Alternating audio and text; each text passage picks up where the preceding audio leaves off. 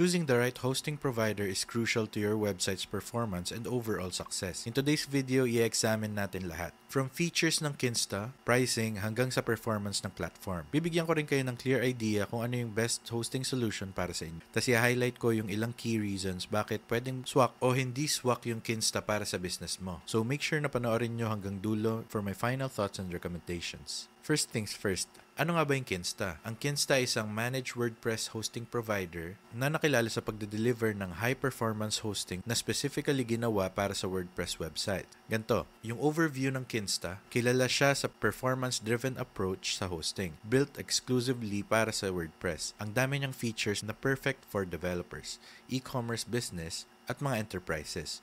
So, let's dive in. Isa sa pinakamalaking advantages ng Kinsta ay gumagamit to ng Google Cloud infrastructure, unlike yung traditional hosting providers na gumagamit ng shared or dedicated servers. Ang Kinsta gumagamit ng virtual machines ng Google Cloud. Kaya mas flexible, scalable, at high performance. Yung Google Cloud infrastructure ay designed para mag-handle ng high traffic loads, kaya ideal siya para sa mga websites na kailangan ng mabilis at reliable speeds globally. Meron tong over 24 data centers worldwide, kaya sobrang solid ng geographical diversity na to.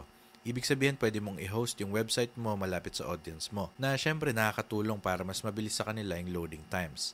Ngayon naman pag-usapan natin yung mga pricing plans nila. Yung hosting plans ng Kinsta ay designed para mag-cater ng iba't ibang klase ng users, mula sa small bloggers hanggang sa large enterprises. Yung starter plan nila na entry level ay nasa $35 per month. Perfecto para sa mga small personal websites or blogs. Tapos yung Pro plan nasa $70 per month naman. Ideal to para sa mga users na may larger websites or multiple project. Kung kailangan mo ng mas maraming resources, meron ding Business One plan na nasa $115 per month. Popular to para sa mga e-commerce websites dahil kaya nitong mag-handle ng hanggang 100,000 monthly visitors.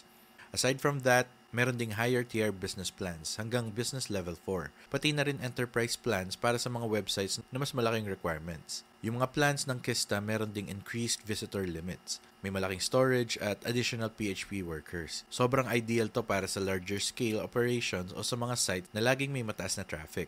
Oo, medyo mas mahal yung pricing ng Kinsta kumpara sa traditional hosting providers, pero sulit naman kung titignan mo yung included features. Meron tong free CDN, automatic daily backups, at access sa pinakamabilis na servers ng Google Cloud. Tapos ang ganda pa kasi meron silang 24/7 customer support mula sa WordPress experts. Sobrang helpful nito lalo na kung may complex issues ka na kailangan ayusin. Pero heads up lang, may overage fee sila kapag na-exceed mo na yung visitor allowance ng plan mo. Medyo downside to para sa mga websites na fluctuating yung traffic. Pero malinaw naman yung fees nila. And nagbibigay rin sila ng warnings bago mo maabot yung limits. Ngayon naman, pag-usapan natin yung key features ng Kinsta. Grabe, ang dami nilang ino-offer na swak para sa beginners at advanced users. Una na dito, yung user-friendly dashboard nila. Yung custom-built dashboard ng Kinsta. Isa sa pinaka-intuitive at user-friendly na interfaces sa hosting industry. Ang daling mag-manage ng multiple WordPress sites dito. Meron tong one-click staging environments, backups, at performance monitoring. Yung dashboard ng Kinsta guys, sobrang standout compared sa ibang hosting providers. Sobrang linis ng layout at ang dali i-navigate. Kahit wala kang extensive na technical knowledge,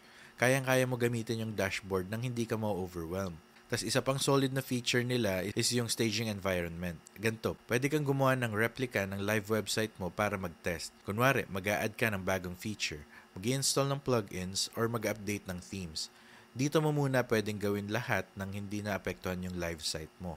Ang laki ng tulong nito, lalo na para sa mga developers at businesses na gustong i-test muna yung bagong functionalities bago gawin public. Plus, automatic backups at security pa yung kasama ng bawat Kinsta plan. Alam naman natin na malaking concern ng security para sa mga website owners. At sobrang seryoso dito yung Kinsta. Meron silang daily backups, kaya hindi mo kailangan mag-worry na mawala yung website data mo. Bukod pa doon, may mga manual backup options din sila, so pwede kang gumawa at mag-download ng backups anytime. Para naman sa security, grabe yung multiple layers nila. Lahat ng plans may kasamang free SSL certificates. Importante ito para secure yung connection ng website mo. Meron ding DDoS protection para protektado ka sa distributed denial of service attacks na common threat para sa maraming website. At kung sakali namang makompromise yung website mo, meron silang hack fix guarantee para ma-restore at ma-secure ulit yung site mo. Meron ding feature na free migration sa Kinsta. Alam ko medyo hassle yung paglipat ng website from one host to another. Pero ginawa na tong madali ng Kinsta with their free premium migrations.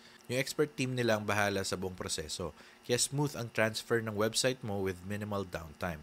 Perfecto lalo na kung busy ka or wala kang time at expertise para sa complicated migrations. When it comes to security, sobrang solid din yung protection na ino-offer ng Kista. May advanced security features sila like two-factor authentication kung saan kailangan mong mag-verify ng identity gamit. Kunwari, mobile phone or extra password. Meron din silang IP geolocation blocking na pwede mong gamitin para i-block ang IPs from specific regions para maiwasan yung malicious attacks. Kung di pa enough yun, meron ding server-level caching. Super helpful nito kasi nakaka-ensure na mabilis mag-load yung website mo kahit pa during high traffic periods. Alam naman natin na crucial ang caching para sa website performance at shorter load times.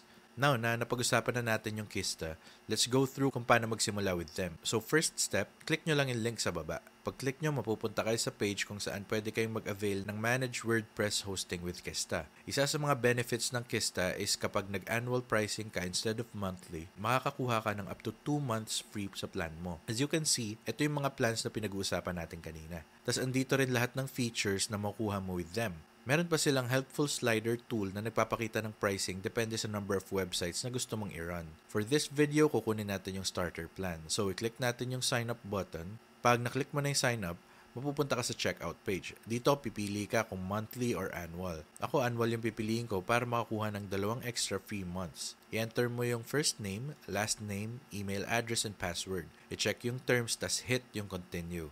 Ganun lang kadali. Nasa loob ka na ng Kista at ready ka na mag-host ng website mo. And yeah, kung may tanong kayo about sa service or kung nagamit nyo na siya before, comment nyo lang yung thoughts nyo sa baba. Don't forget to like this video and subscribe para hindi nyo ma-miss yung future videos namin. Hopefully, nag-enjoy kayo sa video nito and takit sa future one.